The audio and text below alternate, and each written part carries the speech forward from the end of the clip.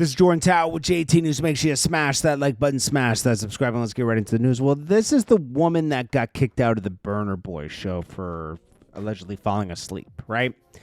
Burna Boy kicked her out, said, you're killing the vibe of the show. I got people that love me, and, you know, nobody falls asleep during my show, and threatened to stop doing a show altogether.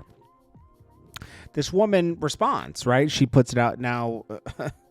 I'll tell you. So she has a lot of misspellings in here, too. It says, I have been mentally, physically, and emotionally drained since my daughter's dad passed away, and I came to his show to put a smile on my face. After everything that has happened, he took forever to come out, and I was tired. I am the girl that was kicked out of the show. I don't even know where to begin. But that was very embarrassing.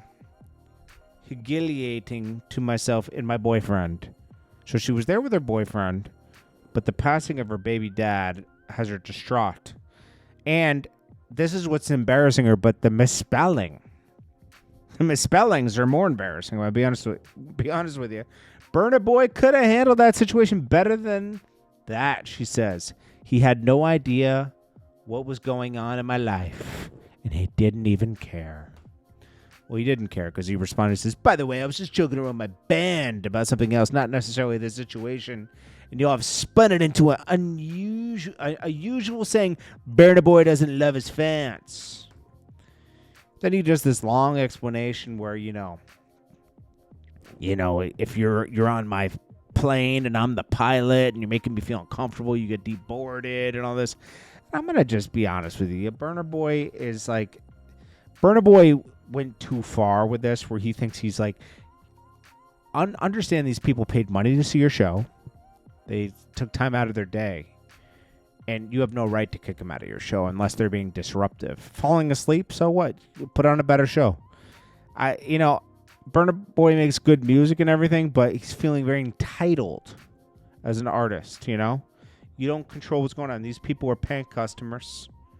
Leave it alone, okay? Like, this was very distasteful. Very distasteful. That's all I could say. And we got Blueface. Krishan Rock is again playing the victim on all these podcasts. She was on Steiny's podcast, who is under Nelk Boyce. He used to be Steve Wildewitt's assistant, and he was on Kyle's podcast a lot. But I don't see Kyle doing his podcast that much anymore. Anyways, she says, Blueface, I wish I didn't have the kid with Blueface. He's very abusive and this and that. And I'm like, she's always playing the victim. She's always playing the victim. And it's just sad. I'm going to be honest with you. It is sad. We know she is probably the disruptive one. And she's definitely the disruptive one. And it's just nasty how she just conveniently plays the victim here at all times, when she's the one who drank and did a bunch of other stuff during her pregnancy. A bunch of, it's just, ugh. It's just nasty work. I'm going to be honest with you. Real nasty work from her. Blueface, on another interview, details how him and Drake were supposed to collab. Drake was on his movement early, but he feels like, Drake really just wanted to sign him. And when that wasn't going to happen, he kind of fell back from the whole situation, which is typical Drake move. Glorilla performed her unreleased song Special at Tyler, the Creator's Camp Flog Gnaw Carnival. We'll see if that one takes off. Surprise, surprise. Jay-Z's pulling the same move he did with Tidal. That didn't work. Lil Uzi joins Jay-Z and Rihanna, moving among artists signed to Roc Nation distribution and also managed by Roc Nation. Uzi is a global icon and dynamic force in the music industry, so we're thrilled to work together with them in this new partnership. I'm going to be honest with you. They're going to try to make it cool to go to Roc Nation distribution. I bet you Meek Mill will join. I bet you a lot of stuff's going to happen. And it's just going to be...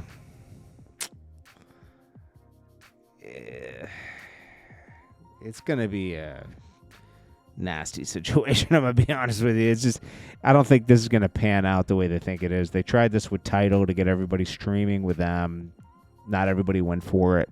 Even the artists that were a part of it didn't promote it after a while. They just didn't feel the energy there. So, yeah, I don't think this is going to be, I don't even think this is a good move for anybody. The way they take a piece of the piece, you know, a piece is given out from your project, and then they take a piece of that. It's nasty out here.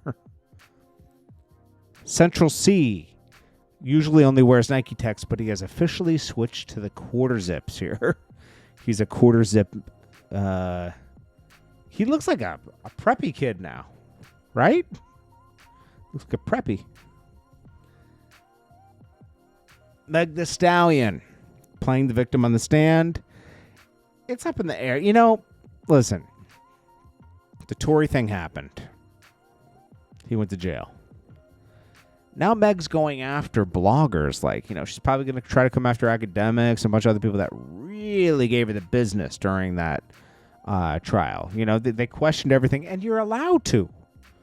This is what happens on CNN and Fox every day. They question the moves of the politicians and stuff only if you straight up manipulate something do you get in trouble. But if you have an opinion on something, that's not bullying. And they're trying to say that, like, Tory was being paid. I mean, Tory was paying Milagro through her dad for $3,000. I mean, I don't think that's enough, to be honest with you. We'll see how this goes. This is a really weird case. I can understand the Cardi B one with Tasha K, because Tasha K totally was introducing new information that nobody knew about through her old roommates. But, like, this is a stretch here. I'm going to be honest with you. We'll see what happens. I mean, I'm just watching like you guys, but this is too much. And I think that, like, Cardi B set a precedent. I think Cardi B, the Tasha K thing, it was justified to a certain extent. But I think it made artists feel like they could just go buck wild in the courts, and you don't want people abusing the legal system that have too much money. I mean, it goes on, but you want to, like, curtail it as much as possible, because then you're just silencing people with I mean, that happens. That happened with Jay-Z, and I mean, Jay-Z, it happens with Jay-Z, but, like, the whole thing that happened with Tony Busby and Jay-Z, he needed to be shut down. He was an ambulance chaser, and Jay-Z needed to shut that guy down. That guy was going too crazy. I don't know. It's a scary situation.